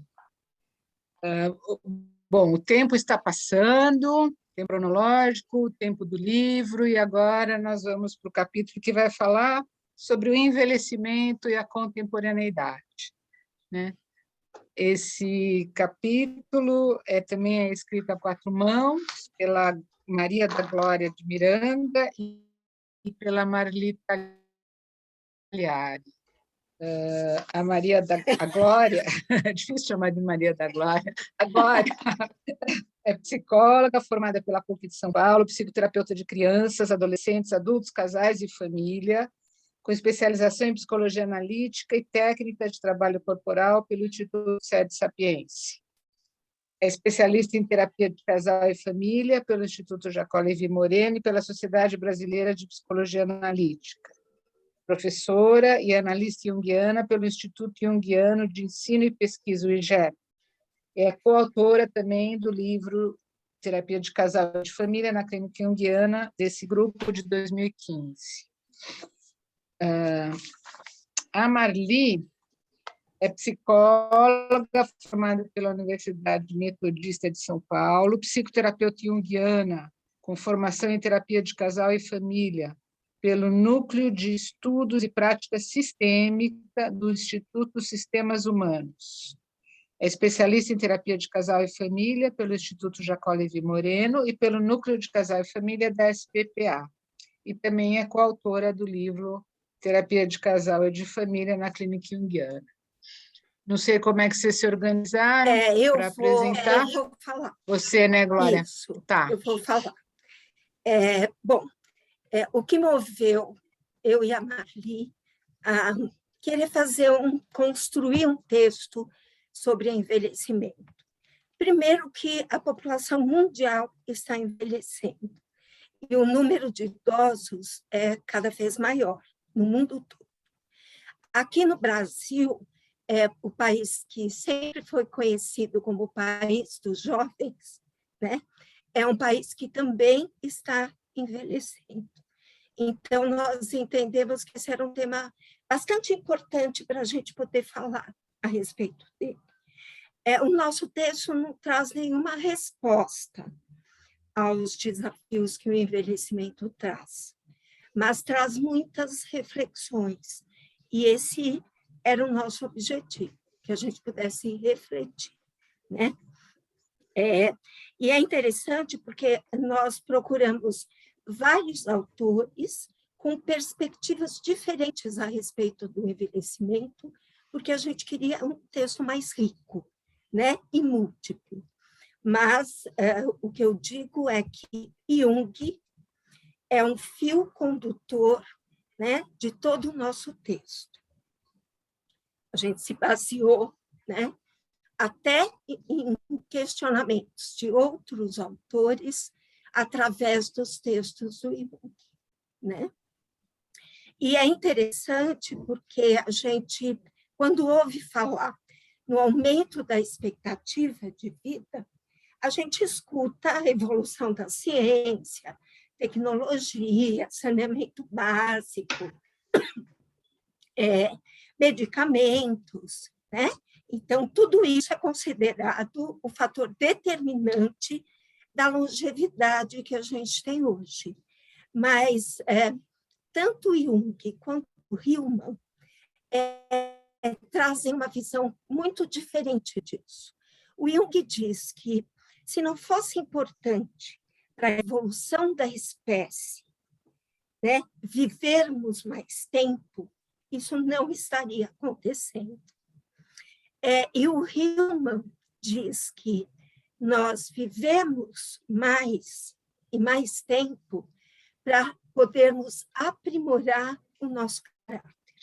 O que ele chama de caráter, ao ler o capítulo, vocês vão saber porque isso está descrito. Mas é uma perspectiva completamente diferente dessas da avanço na medicina. E veja, não que a gente negue isso, né? Mas eu e a Maria, a gente queria sair disso e tentar aprofundar, né? E ir para o interior mesmo do ser humano, né? E isso permitiu que a gente fizesse. A hora que a Deusa e a Bel falavam das crianças, né? Dos casais com crianças pequenas, eu lembrei de uma coisa que a Wanda gosta também, que vem de um texto do Jung, que ele diz que tanto a criança quanto o idoso, porque eles estão muito mais próximos do inconsciente, eles não têm mais problemas, ou eles não convivem com problemas, eles só causam problemas, né, para quem está perto, né, dando trabalho.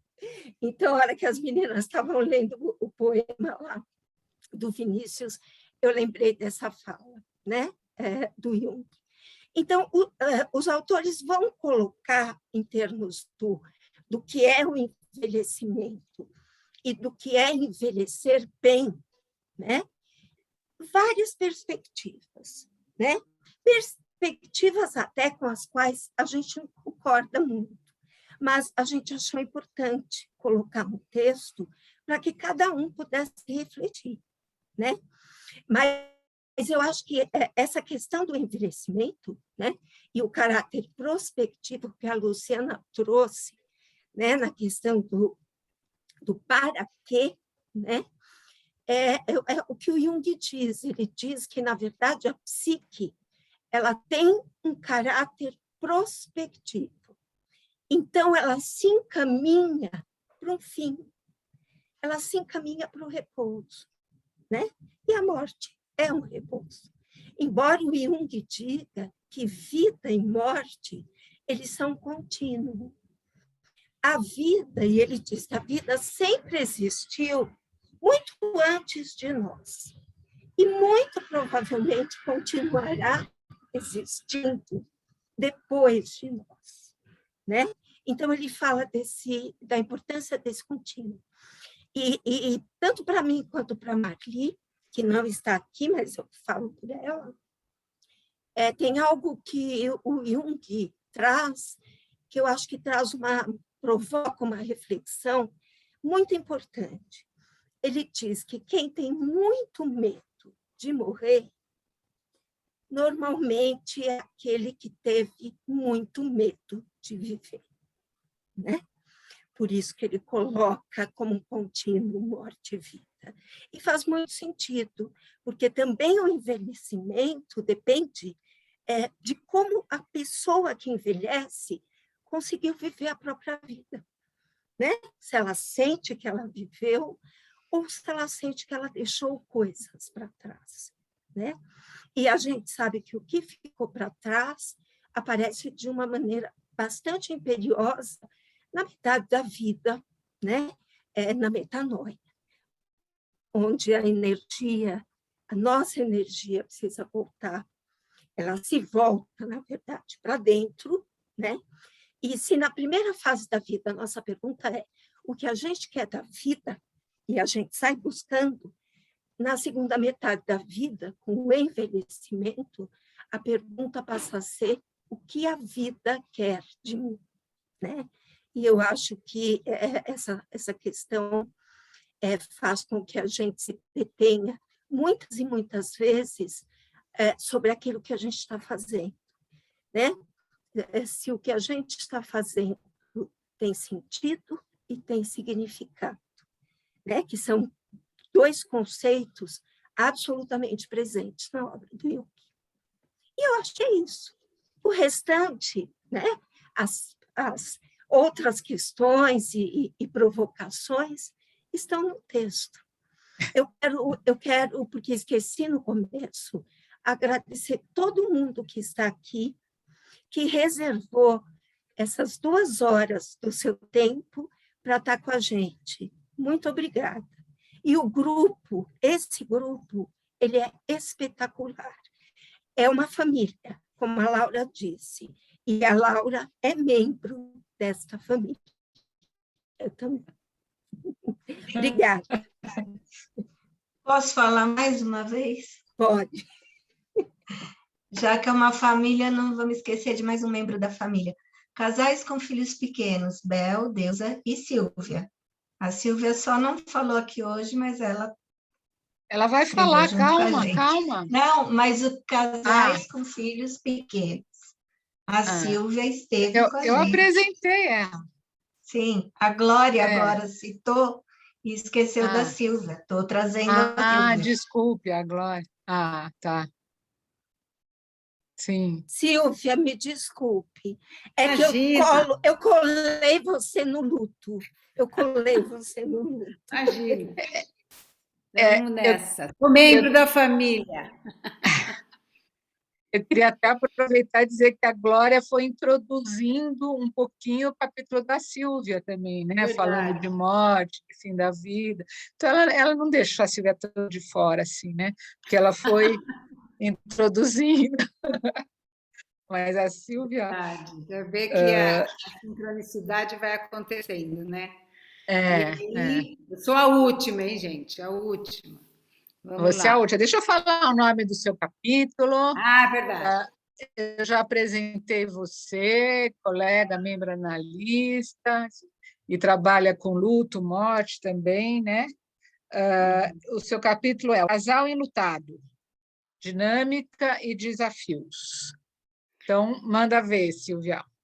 A escolha e a construção desse tema foi sofrido no início, porque eu tinha certeza que eu queria falar do luto do casal, mas há uma força cultural, há uma força histórica muito grande da gente olhar, quando o casal tem uma perda significativa, a gente olhar pelo individual, ou pelo lugar na família que essa pessoa ocupa.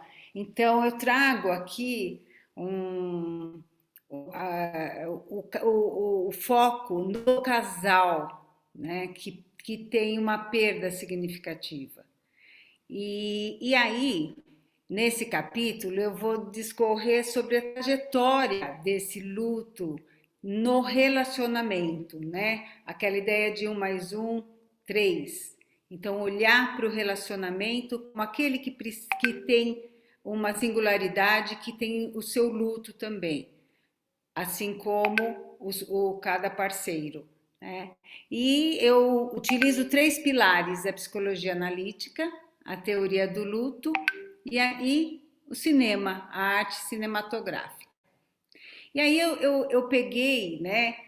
E quando eu falo eu vou lembrando das discussões do grupo, dos palpites de cada um, carinhosamente, como a gente foi construindo isso em grupo. É interessante, vem essa imagem.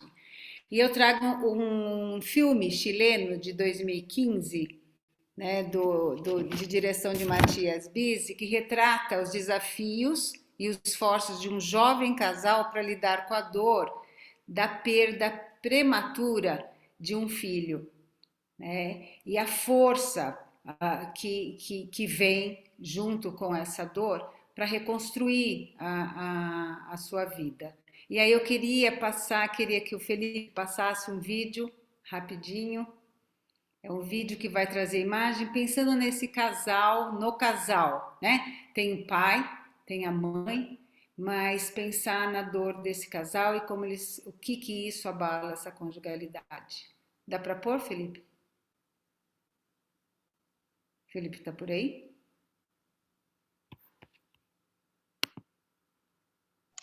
Oi, Silvia, só um momento. Tá bom.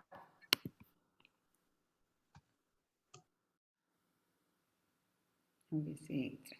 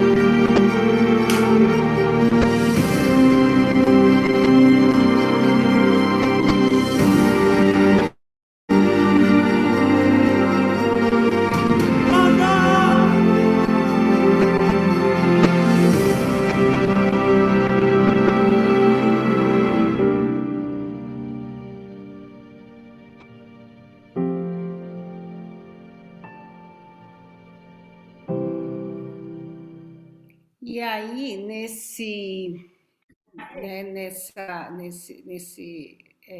filme, a gente vê a dor, né, da alma, né, da mãe, do pai, e o quanto é difícil eles retomarem a vida como parceiros, o quanto os remete, né, a essa dor. Então, a alma enlutada, por mais que ela procure, né, aproximar-se do sentimento de companheirismo e lealdades vivenciados na relação, né, na vida que eles tinham antes da perda desse filho, que era uma criança, que eles perdem na piscina da casa, por isso chama Memórias da Água, e o filme, né, ela fica atormentada, não encontrando lugar de amparo. E é necessário um mergulho no caos do desconhecido para, assim, encontrar um sentido para a vida, né?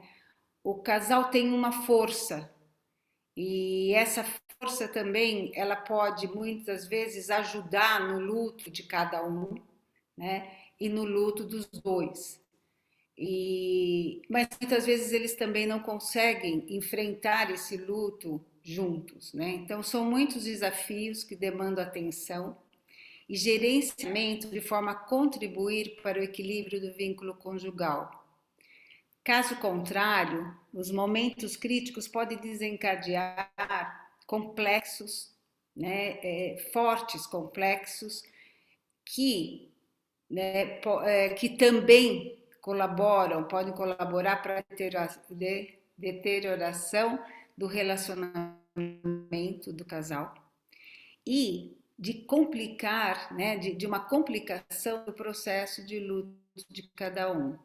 Então, assim, o que eu sinto que, pegando esses 3 pilares, né, quer dizer, o cinema como arte, como imagem forte, se vocês puderem assistir o filme e ler o capítulo, né, a psicologia junguiana, né, que traz essa questão dos complexos, do arquétipo e da força do self, né, e a morte como um aspecto da vida, e a teoria do luto, né? A gente pensa que é luto, o luto é um processo muito semelhante ao processo de individuação que pede um olhar apurado. Então, estudar o luto é super importante, nos capacita a pelo menos se aproximar da dor do outro.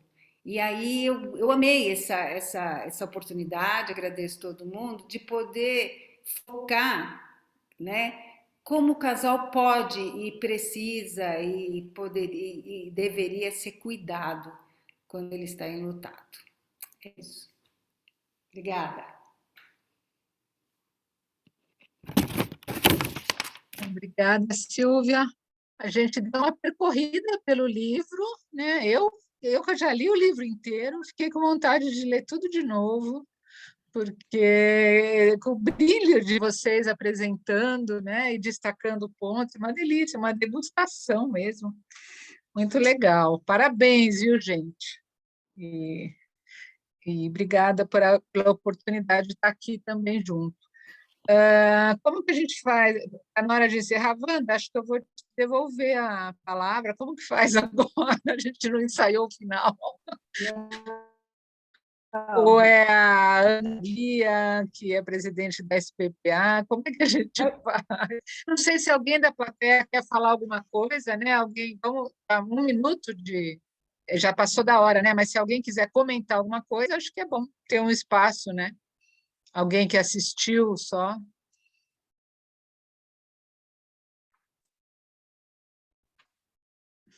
Alguns comentários no chat está bem gostoso de ler, e essa participação da plateia está nos mostrando que é um trabalho que trouxe interesse, né, para esse público aqui. Não sei se alguém vai falar, mas eu sei que a Ana Maria vai encerrar, mas eu realmente gostaria de agradecer muito as minhas queridas colegas e amigas que percorreram essa longa jornada aqui comigo, me dando também força e me incentivando até nesse período da pandemia. Quero agradecer também a presença de todos vocês, pela presença, a paciência de estar até agora, são quase 2 horas de trabalho, né? A gente tinha pensado em conseguir fazer em menos tempo, mas acho que não deu, e eu espero que tenha dado para vocês uma boa noção do conteúdo do livro e vocês, se lerem, nos deem um feedback em algum encontro futuro. Muito obrigada mesmo pela participação. Wanda, Fala, a Renata levantou a mão. Renata Whittaker. Então, que bom que tem assim, colegas que ajudam. Fala, Renata. Obrigada pela presença, então. Não, desculpa, Wanda, eu não levantei a mão, mas achei lindo, né, tudo que foi apresentado. Eu não sei se foi alguma coisa do meu, mas não sei. Mas, de qualquer maneira, quero dizer que gostei muito de tudo que foi colocado. Acabei de escrever aí, né? Achei de uma sensibilidade os temas, a maneira como foi abordado aqui. Quero muito agora ler mesmo o livro. Parabéns, viu, pela organização e para todos os autores. Obrigada, Renata. Obrigada mesmo pela presença. Bom, posso falar? Estou aqui quietinha. Bom, eu engrosso o coro, né, de todas as pessoas que estão parabenizando vocês, e eu fico particularmente muito feliz quando eu vejo a capacidade de produção, né, dos grupos que a gente mantém na sociedade. Eu acho isso extremamente importante, e essa iniciativa de criar material a respeito da família, né, das reflexões sobre, mesmo para quem não trabalha especificamente com terapia de casal e de família, é extremamente importante para ampliar, né, as temáticas que chegam no nosso consultório, independente da gente estar atendendo casal e família, porque todo mundo faz parte de uma família, as pessoas estão envolvidas em relações, as pessoas têm filhos ou não têm, né? Então, estou muito contente por essa iniciativa de vocês. Eu acho que isso é muito bom. Agradeço muito o empenho, agradeço a todas as pessoas que aqui estiveram. Eu sempre fico com um pedaço chato de encerrar as reuniões, porque a gente tem horário, né, para terminar. Chegou uma hora aí que eu fiquei com medo do tempo do Zoom, porque o papai ficava todo mundo. Agora acho que o Zoom está mais bonzinho, mas que beleza, sabe? Assim, que beleza, vocês estão muito de parabéns, e continuem, por favor, né? Porque eu acho que é essa generosidade de compartilhar o que vocês estudam, o que vocês leem, o que vocês refletem, é extremamente fundamental para melhorar o trabalho de todos nós e também para melhorar a gente como pessoa. Tá bom? Obrigada, Maria, nossa presidente. Não sei se te apresentamos como presidente, eu acho que a Bia falou lá. A importância. Obrigada na sua segunda gestão, dando seu sangue aí para manter a nossa instituição, e vamos entregar um livro depois para a biblioteca, tá bom? Acho bom. Acho bom, né? Tá bom.